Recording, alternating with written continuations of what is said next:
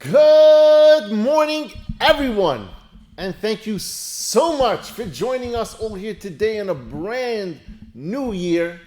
Today's Shiur should be the Nishmas, our dear friend Menachem ben Yisrael Yaakov, as well as my dear aunt Rivka bas Gavriel Tzvi, and for Zaidi, Reb Shmuel ben Yosef Dov HaKohen, B'schos the Refuah Shalema Bakarov, Meshalom ben Sarachel, Miriam Basara, and Yair Yeshia ben Chaya Atara. Today, we are on page 205 in the Ora Vigdor, for those who are following along.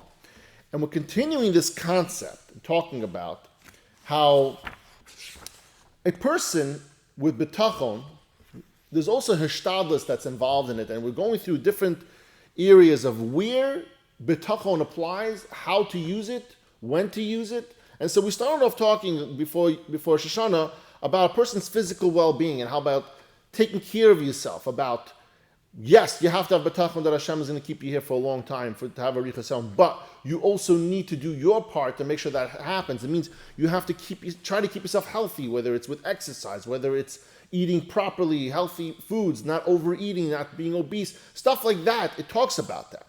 And so we're going to continue this topic, and it talks about taking risks.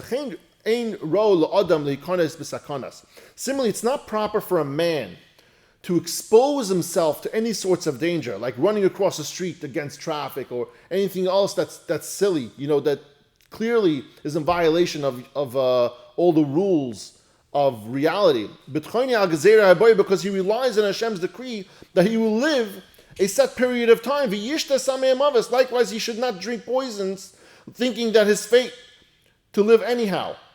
Basically, he's saying is, don't put yourself in a sakana because you have such a high level of Bitachon that Hashem is only going to take you from this world when your right time comes. No, Hashem asks you to take care of yourself. You have to do your part.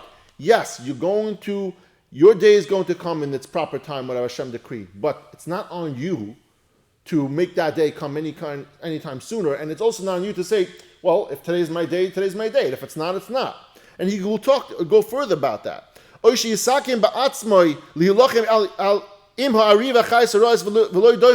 Neither should he needlessly enter a jungle unprotected and saying, fend off these wild animals. That's not a risk that a person should take. A person is supposed to protect himself from everything all the time from his own life.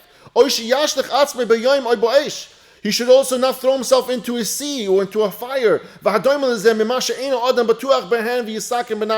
Or similar situations in which a person cannot be sure of his own safety and endangers himself. In today's modern times, we live in big cities and there are neighborhoods that are not safe to go at certain times, especially at night. Don't go in those areas at night if you're not supposed to. Don't go unprotected if you're not supposed to be. And the Rav Av says, if you do put yourself into such a situation, if you do put yourself in front of that moving bus, there's only one or two things that's going to happen. One of them is, one is, he'll actually die, he'll get hit by the bus and die. Or, two, he will live. Those are the two outcomes that could happen. And he says there's a problem with that. He says if a person puts himself in danger, let's say he runs across that street, runs in front of that bus, if he's killed, it's his own responsibility, and there's a big problem with that. You can't claim and say that, Hashem wanted me to die at this point anyway, so it doesn't matter that I died because that's my time to go. It's not your responsibility. And he talks about that, and he says, your duty that Hashem said is you to survive. You need to go about your day putting clothing on, keeping a warm home, eating, keeping yourself healthy. Those are mitzvahs actually, and commandments that Hashem said that you need to do. You cannot go and put yourself into any sorts of danger and rely on Hashem that you will be saved. Not by your own choice. If it's your choice to get into that situation, you have to do everything you can not to be in that situation. And says over here, suppose he does survive. And suppose the man reaches the other side of the street safely, despite all the danger of the oncoming traffic. It's going to cost him much more zechusim than he can actually even ever earn. Or even if he had enough zechusim, he's wasting it all on that. He talks about this concept. He said, a person regains zechusim over our lifetime from things that we do, that we merit that. We even see in the Torah where Yaakov Avinu he was concerned with his chusim when he went back to fight against Esav. Why? Because he wasn't sure if his chusim was enough to protect him from Esav. And so he was afraid of that. And so we have to understand that when we put ourselves in danger, if we do live, understand that you just wasted a bunch of zechusim on something that you didn't have to. You did not have to put yourself into that position. And that's what Rav Av is saying. You cannot put yourself by choice into a position that you're going to put your life or your health at risk. And he says over here, he talks about, let's start going back for a second to the first possibility. If he dies, and if he does die, it will be as if he killed himself. He will be charged by Hashem as if he killed another person. Someone who commits suicide, it's as if he killed another person, Rav says. In fact, killing himself is even worse than killing another person. Why? He will be considered a murderer, or even worse, even though his dying in this way, such as by running across into the traffic, putting himself into any other sorts of danger, was by Hashem's decree and by Hashem's will that you should die at this time. You're still going to be considered a murderer. We have been cautioned not to cause death to any person, even directly or indirectly. But Amrai, as it says, loy sitzach, do not murder. We have to understand the commandment of loy sitzach doesn't only pertain to another person. It doesn't only mean that you should not kill another person. And he goes over here to say, he says, as a matter of fact, the hierarchy over here of murder, it says over here, that the closer the relationship you have with the person that you murdered, the worse it is. If you kill a stranger, it says, okay, you killed a stranger. You're chayiv misa. You always chayiv misa. But here, when you kill a stranger, there's no affectionate relationship between you and that person. And then it says over there, if you kill your brother, it's even worse. Why? Because you're supposed to have an emotional connection to your brother. It's your sibling.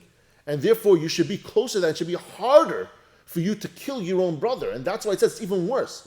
But at the last part, it talks about when you kill yourself, if someone commits suicide, if you put yourself into danger, even though you think you're being cute, you're putting yourself in a dangerous situation. You're not really thinking you're going to die, right? But in reality, that situation is extremely dangerous. And killing yourself is even worse than killing anybody else, including your brother or anybody else. The reason is because it's the hardest to kill yourself. Because you went so far as to, like it says, when you see killing your brother is even worse than killing a stranger. Why? Because you're closer in relationship to that person. The closest relationship you can have with another person is yourself.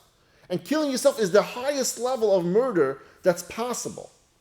And over there, he says over there, he says, liken this, he compares the concept of putting yourself into danger as a eved, who the servant whose master ordered him to stand guard and watch a certain place for a certain amount of time, and he had to watch the entrance to, let's say, the palace. He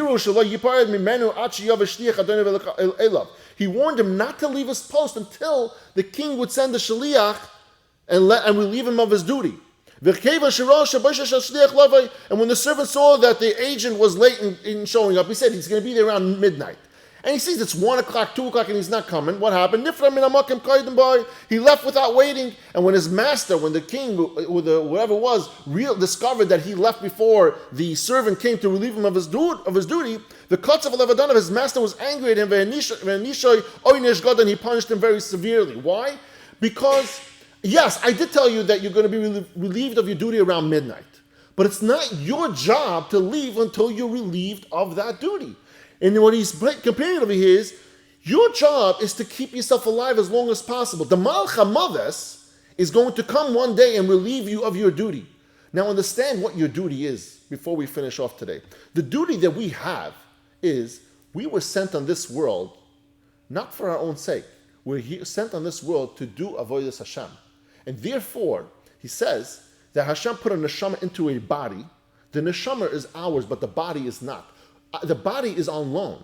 We are responsible to take care of that flesh and blood for as long as we can on this world. We do not have a right to damage the property that does not belong to us. We don't own it. We're merely leasing it for the time that we're here.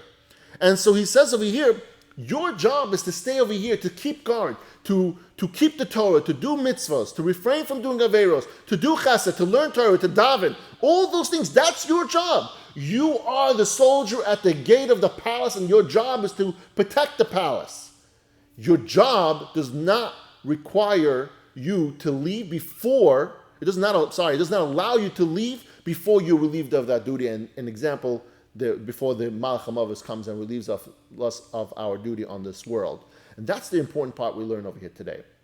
Keeping yourself healthy, keeping yourself alive is not just something that you can rely on Bitachon. And that's the point he's making over here. Bitachon has nuances. You can't just say, I have Bitachon and that's it. It doesn't work like that. There is still hishtadlus that needs to be done on your part in different categories. And today we finished the category of making sure you're healthy and staying alive. And that's where you cannot rely on Hashem and say, oh, I just do whatever. I don't care.